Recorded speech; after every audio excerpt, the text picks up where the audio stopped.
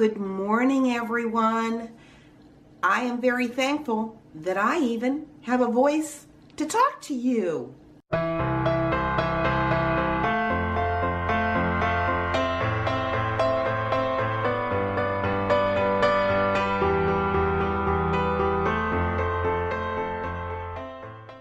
And that's because when I woke up this morning, my head was so congested. I was feeling absolutely horrible, and I hardly had a voice. The very first thing that my husband says when he comes home is, "Good morning." And I went to say, "Good morning." And yeah, he just kind of looked at me and he said, "What?" But anyways, yes, as time rolled on, my voice has come back. So that's a good thing. And if you're wondering why I'm standing at this particular view, it's because this view behind me is the only clean spot in my living room, kitchen, and dining room, because I have everything spread all over. I have my fall decorations all laying around to be put away, and I have all my Christmas stuff as I'm getting them out of boxes all laying around, and yeah, it's just an awful mess. So anyways, I got to get on that whether I feel like it or not, and that's pretty much what I'm going to be doing today. Anyways, I thought that as I come across certain ornaments and different decorations, that I'd tell you a little bit about how I came about them. So anyways, I'll talk to all of you in just a little while. Hello again, everybody. I want to show you some things that I've collected through the years that are just really near and dear to my heart. And I'm sure that if you're a mom out there watching today, you have a few of these that you hold near and dear to your heart too. And the first thing that I want to show you is a little ornament that my oldest son made when he was just 3 years old. He just turned 3 years old, and he made this darling little Santa. Isn't it adorable? And it's just, I'm not even sure what it's made out of, but it's very fragile, that's for sure. And yeah, my son that made this beautiful little ornament turned 40 this year. Can you believe it? The other thing I want to show you is the following year, another little ornament that he made when he was his second year in preschool, and that is this absolutely adorable little bell. And this is made out of dough, but it's been like shellacked or something, so that actually is held up really well.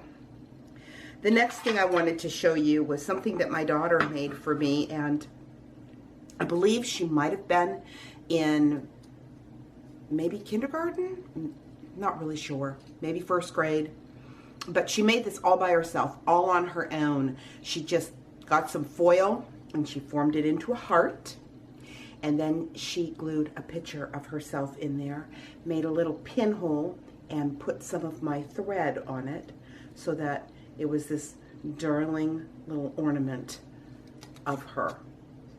I just think it's adorable. And then the next thing I wanted to show you was my son John, the one that just had baby Benjamin. He made this in kindergarten, and this is adorable. It's made out of a milk carton, and it's a little ornament, and it is supposed to be our house. Isn't that adorable? Yeah. And now he has a little boy of his own. Time just kind of goes kind of fast, don't you think? The next ornament I want to show you is actually one that my mother purchased, but my mother purchased it for Timmy. And I put this out every year, and this is going to be Timothy's 18th Christmas with Jesus. And it's a little choo-choo train, and he loved choo-choo trains. And the next one I want to show you is one that my oldest grandson made when he was either 4 or 5 years old, and he made this actually for his great-grandma, my husband's mother. And it's so cute because he wrote his name on the back, and I just think that that's absolutely adorable. But he turned 18 just last week on Thanksgiving. Wow. The last little thing that I wanted to show you actually came from Marika, which is the mother of baby Ben. But actually, it didn't come from Marika. It came from Marika's mom. And you see, Marika, just like Jonathan, also experienced a death of a sibling when she was just a young girl. And so they both have that in common. And so her mother, on their very first Christmas together, on John and Marika's very first Christmas together, bought me this beautiful ornament. And it says, "Always loved, never forgotten, Tim." And it's a little snowman with angel wings. And I just thought that that was so thoughtful of her to do that. Anyways, I just wanted to show you a few of those things that are just really special to me, that I always make sure go on the tree. But look behind me. I have my little woodland creatures out. Isn't that cute? Anyways, just wanted to show you those things, and I will talk to you in just a little while.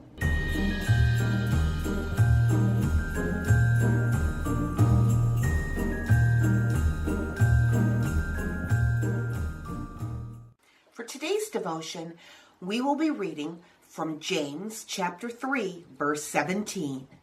"The wisdom that is from above is first pure, then peaceable, gentle, and easy to be entreated, full of mercy and good fruits, without partiality and without hypocrisy." What a wonderful and revealing description of heavenly wisdom. When we become embittered or angry with another person, or even our spouse or a fellow church member, we tend to justify a variety of unkind words and resentful actions. Sadly, we can even begin to think of ourselves as being in the right while we tell others about how offended we were and hold a grudge. But in the book of James, we are reminded not to glory in or be proud of the bitterness, the anger or strife that is in our heart, no matter how objective and genuine our grievance might be. We make ourselves immediately in the wrong when we respond in a way that is dishonoring to Christ. No matter what the argument or the hurt may be, the book of James tells us that we need to remember that heavenly wisdom is pure, peaceable, gentle, and easy to be approached. Godly wisdom is full of mercy, so it looks over personal injuries. It is full of good fruits, so it responds with a formidable love when attacked or provoked.